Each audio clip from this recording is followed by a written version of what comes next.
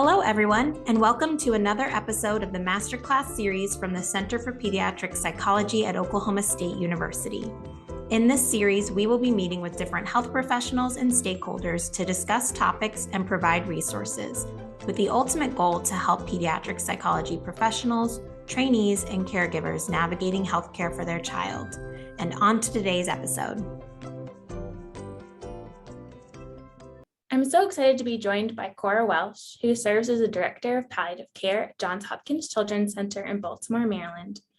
She has spent the last 20 years professionally serving children and families facing advanced medical conditions and end-of-life issues. Cora, thanks so much for joining us today. Absolutely, I'm really excited. Can you start by explaining the role of the palliative care team and how this team fits with a family's existing care team? Absolutely. So in lots of places and lots of children's hospitals, and certainly for us at Hopkins, our palliative care team is a consult team. So we do not replace a child's primary team that's managing their illness, but we're sort of an additional layer of support. So what that means is the primary team pages us, consults us, and we call them back. We have a good understanding of what's going on for the family, what the medical team anticipates their needs to be, and then we go and meet the family. And any recommendations we make, we provide not just to the family, but to the primary team taking care of them. And oftentimes there are both formal and informal meetings that happen as we discuss the correct care for that child. Perfect. What are some of the common worries that you hear from parents when palliative care becomes involved? So I think the first worry, or the most frequent worry that comes up, is that somehow our team knows something that the family hasn't been told yet, that they have made an association with the phrase palliative care or with the name of palliative care. That means that there is somehow additional information that's bad news for their child that they haven't learned about yet. This is almost always, probably always not the case. And so I think one of the really important things that we do as a team when we introduce ourselves is we say our name and say, were you expecting us? Have you ever heard about palliative care before? What do you understand about palliative care? So that we can start providing guidance around misconceptions and hopefully help allay some of those fears. You already talked about this a little bit in providing more information to families, but is there anything else that you found helps families reduce some of these worries? Yeah, I would say, and this, well, maybe just a reflection of my sort of personal ethical code, I guess. But I think that honest communication is really the key. And so one of the things when we provide additional information, I may say to families, if when we leave the room, you Google pediatric palliative care, you're going to come up with a whole bunch of things. You're going to see it associated with hospice. You may see it associated with end of life. You may see it associated with symptom management. And each palliative care team looks a little bit different. And this is how our palliative care team operates. I think that sometimes there's concern about saying a phrase like hospice or end of life. Even if you're trying to say, that's not exactly who we are, and that's not certainly not the entirety of what we do, or even the majority of what we do. But I think that if that's not openly acknowledged, then when families do find it, or maybe they have that association already in their head, it feels like there's something we're not talking about. And I think if palliative care can do anything well, they should be able to have hard conversations well, which, sort of just emphasizes the importance of that. The other thing that I think can be helpful to families is normalizing our involvement in their child's care. So there are some conditions where we are consulted for every child who has that condition. And so if that's the case, being able to say that can be really helpful. If the consult comes from one of our ICUs, it's very reasonable to say, we meet many, many families down here. Another thing you can say is we've worked with many families, and one of the things families often wonder is, and you can insert whatever it is you're imagining. This is sort of an adult version of when child life specialists say, some kids tell me. So you are with good education and understanding of where the family is, you're anticipating what one of their big questions may be and putting it out there to normalize that most families indeed have these questions.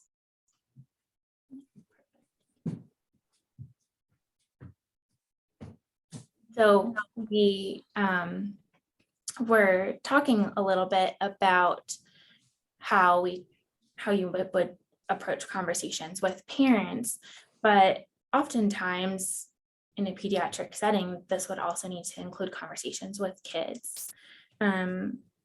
So talking to kids can be really hard.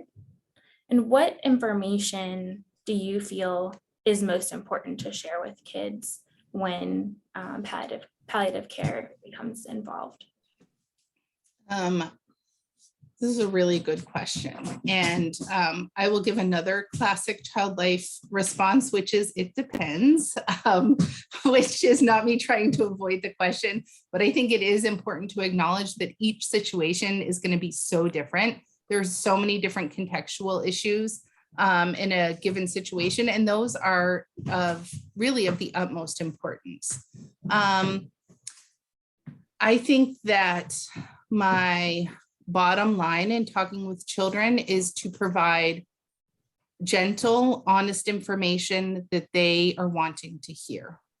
And so what that means in terms of an assessment and then providing the information is I try and do some pre-work, learn what I can about the child. It's really helpful if we already know them, but certainly learn what I can and reaching out to colleagues about that. To have a better understanding of their personality and the way their family functions. If I've talked to parents ahead of time, I might say things like, how do you guys communicate as a family? Are you a family who shares everything with each other? Are you a family where the parents really hold all of the information and kids, learn things as they come up? Because that will really help us tailor our communication to that child in a way that reflects the family norm. If we come in and communicate in a way that's really different than what the child's used to, that automatically sets off alarm bells. And if our goal in the communication is to provide honest, gentle information, the last thing in the world we want to do is start off by, putting the child on edge. So I'll gather that information ahead of time. And then I may start with, after some rapport building, I may start with, have you and your family talked about our team? And, sort of respond to what that child or react out to whatever the child says back to that. And then I may say, would it be helpful to know some more information about what our team does and why we're helping take care of you while you're here in the hospital or in the outpatient setting? And if a child says no, I need to respect that. And if a child says yes, I tailor the information to whatever level of detail that they want. So if the reason our team is involved is because they're having a slow, steady decline in their condition, then I find language to talk about how it seems to their doctors and to their family that they're getting sicker and sicker. And while we continue to look for things to help make them all the way better, we want to make sure that they're really comfortable and that they're doing the things that make them happy, that make them feel the best they can, and that's what our team's job is. There are situations where after consultation with the family and the primary team and others involved, the information that needs to be shared is that the child is dying. Whether that's, that means there's no more treatment that's possible. And so that means that their life will be short, or that in fact they're dying in some sort of, semi-predictable window of time. As you said in your introduction, I've been having conversations like this for 20 years, and they are never not hard. Every single time it's hard to come up with the right words to provide honest information that I believe children deserve to know. It's their body, it's their experience. So much good can come from them being able to anticipate that they won't be here on earth as long as, we all assume that we will. And it's really hard. So again, in those, sort of,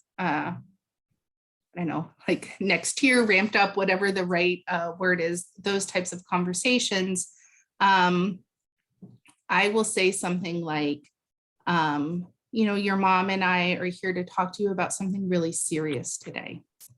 And some of this information may be sad, and your mom might get sad, and you might get sad, and that's okay. But I also want to give you the option about whether right now is the time to have this conversation.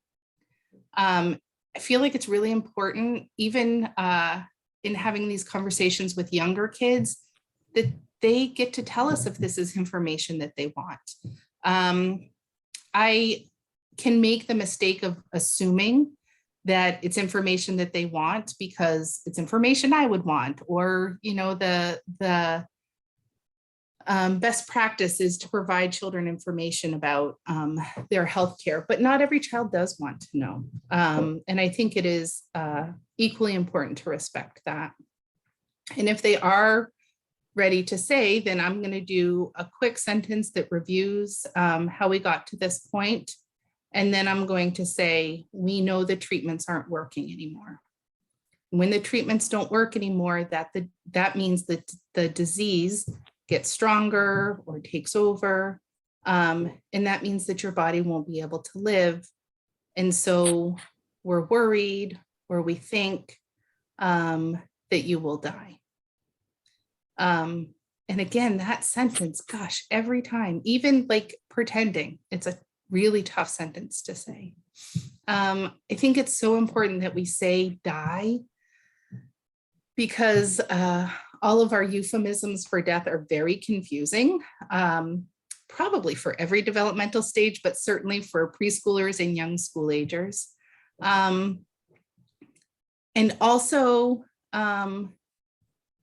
this, to me, this is not a topic that we need to put like pretend softness or prettiness around, right? This is the hardest conversation this family will probably ever have in their life. And to me, it feels like it deserves accurate language. So after saying that, I pause. It's amazing the number of kids that will say some version of like, oh, I knew that, or okay, can I go down to the playroom now? Or some like, it feels almost dismissive response. And I think that that's the hardest response for the adults, because especially the parents or family members are like, just barely hanging on. And when their child's like, can I go back to my video game now? they're like, well, wait, but did you understand? Did we not say something right? Like, where's the gap here? And I think that this is a very typical way for kids to deal with tough information. In those situations where it seems like they're really ready to move on to something else, I'll give them that option. I might say there's more things we'd like to talk to you about, but it seems like you need a break right now. And so plan to come back. Sometimes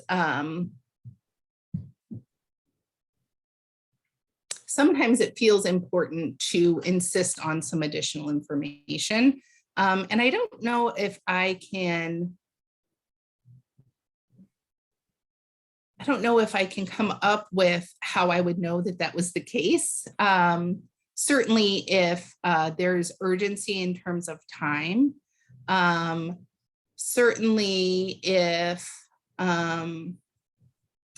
the parent is certain that they have already overheard this information and they've been exhibiting some behaviors that would indicate that. I'm sure there are other situations, but whenever possible, I do let the child decide whether they need a break to, play on the Xbox, or if they can sort of hang in with this continued conversation. If they can hang in, I'm going to ask questions like, do you know what die means? Have you heard anything about this before? Have you ever seen anything on TV that has to do with someone dying? Because that provides a really good opportunity to address misconceptions. And if the child is still okay being in the conversation, I will ask them things like, what's important for us to know? Some kids say they want their mom to sleep with them every night. Some kids say they want to make sure that they're awake as much as they can, or they don't have any pain, and try and elicit that information. I would say it's atypical that a child can stay in a conversation this hard that long. But if they can, or in subsequent follow-up conversations, those are the types of questions I'm going to ask. I think I probably answered questions you didn't ask there, Lexi, but hopefully that was perfect. And I think you did such a good job of talking about like respecting how much information kids want and how they can be involved in these difficult conversations. How do you talk to parents who might be a little bit more hesitant on what to share or worried about what their child can handle as far as providing information? Yeah. Well, I try and think about two things. Do I think that this is a family that has some missing pieces in terms of information, factual information? Or is this a family who is having the extremely reasonable response of, oh my God, I cannot say that to my child. I couldn't say the words, I can't allow my child to know information that awful, because that's going to change how I approach it. Is it a cognitive approach or is it an emotional approach? I think there are a few questions that work in both situations. And one of those is to say, do you think that your child has any information about this? Have they overheard things? I often talk about what a nosy child I was, which actually I was truly a very nosy child, but that's not unique to me. Kids are very, very interested in adult conversations. And so I might say, when I was little, I would hide under the stairs so I could hear all the things my mom would say on the phone. I wonder if you think whoever your child is has overheard any conversations. If it's a family where more factual information is helpful, we can talk about what we know from development, that children understand what's happening in their bodies. They are experiencing the physical symptoms. If it's a disease with predictable treatments, such as many types of cancer, they may know that they've had a scan early. They may know that their medicine has been changed up multiple times. They know if they're feeling worse, if they're feeling more tired. And I also, again, if it's factual information, I may talk about how there is some research that shows that even in young children, information about a future death and hope can exist side by side. That it's not that this knowledge, crushes any chance of hope. That just like parents can say, yes, we acknowledge that our child isn't going to, live to Christmas next year. And we hope that she does. And we're still going to talk about what she's going to be when she grows up. And we're still going to live in the future, even if we have an understanding that that's not a likely outcome. Kids can do the same thing. If it is more an emotional space of like, how could I possibly share such devastating information with my child? I try and provide them with tremendous respect and support in that decision. When I haven't done that, when I've tried to go into convincing mode, it has never worked, not one time. All that does is put us on different sides of an issue that feels like and is the most important thing on their mind every second of every day. So I try really hard to align with them. And if there are openings, I try and take them every time. I will say things like, would it be okay if I shared my experience? If I talked about how this has gone for other families that we've worked with in the past? Do you feel like you could talk to me about what feels the hardest about this, or, walk me through where you are right now with this? And that's not like, it is definitely a communication strategy, but it's not a trick. I know that if I am not aligned actually with that parent, if I am not able to empathize and join them where they are, that there's no way that they will feel safe enough to have a conversation like this with my assistance or without it. I think we, in healthcare, we often think that, I don't know, maybe that families only listen to what we hear and don't notice our body language, but I am certain that every family who is making a decision that's different than what the providers coming into their child's room every day is telling them, they know that they're being judged. And it's really hard not to feel defensive. And when you feel defensive, your walls are up, and it's hard to have any sort of emotional or psychological space for a conversation like this. Yeah. Makes total sense. And you talked a little bit about this already, but holding on to hope and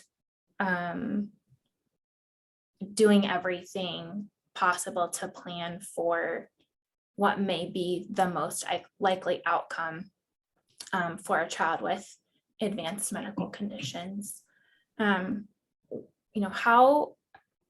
How can palliative care help in sort of that space? And I guess what else can families consider? Yeah. So hope is fascinating to me. I think that, or I'm guessing that for the average person, hope and wish are the same. They're synonyms. I think if you are facing a serious or advanced illness in your child, that it's important to give some space for hope and wish to be different. And one of the ways that palliative care does this, and this is sort of standard palliative care practice, is to ask a family, what do they hope for, especially if we're trying to have a goals of care conversation. Ask them, what do they hope for? And what else do they hope for? And what else do they hope for? And what else do they hope for? So you can start to expand the boundaries of hope. So generally, most families' first hope is that their child's illness is cured or treated to the point that they can go back to their life before this. But then maybe a secondary hope is that they live a really long time. And then maybe the third hope is that the time that they live is joyful and pain-free. And then maybe the fourth hope is that they can do this family trip they've been planning for 1.5 years to do. And so in inviting families to not just think about the one hope, and inviting them to think about sort of the like maximum breadth of hope, you can help them adjust their hopes as their child's illness continues. And I think that can give them I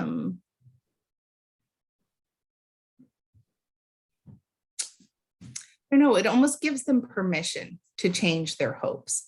Parents are, of course, consumed with guilt, even and especially in situations where there is no logical reason to feel that guilt. And I think giving parents permission to change hopes, you can maybe take a little bit of that guilt away. Take a little bit of the guilt of now hoping for pain-free months instead of, that you're going to watch them graduate from law school. Thanks.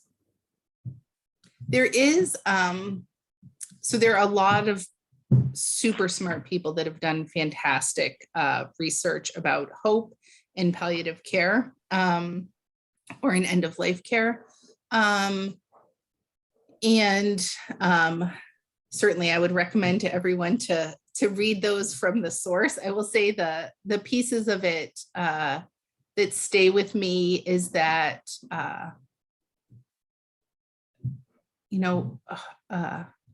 hope is not a marble statue. Hope is, a cloud, or hope is fog in the morning. It is something that can change and be equally beautiful in its changed form as it was in its original form.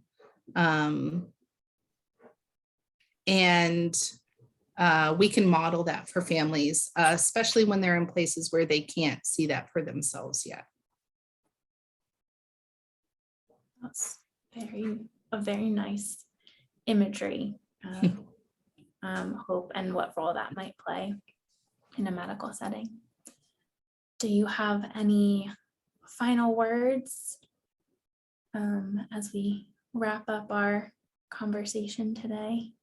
Well,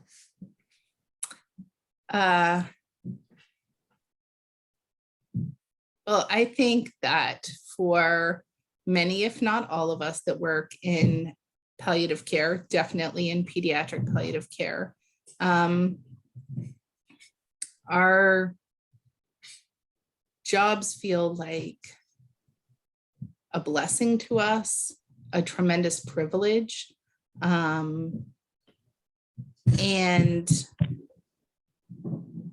Well, usually people's responses to me saying, that I work in pediatric palliative care is some version of, oh my God, how can you do that?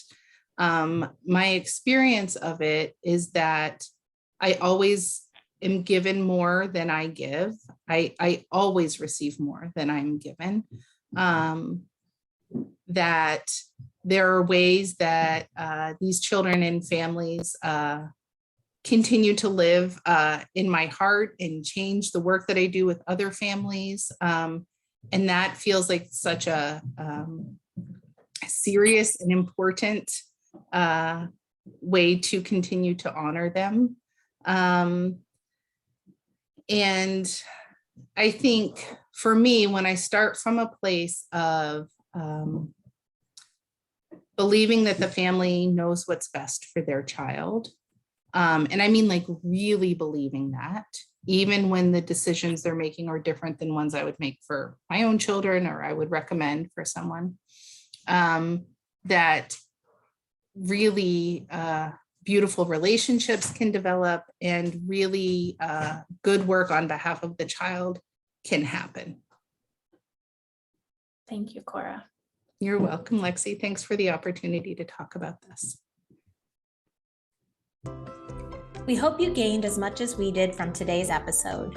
You can find more episodes like this on Apple and Spotify podcasts and our YouTube channel. Be sure to also follow us on Facebook and Twitter and check out our website. Links are in the show description. Thank you for listening, and we hope you come back soon.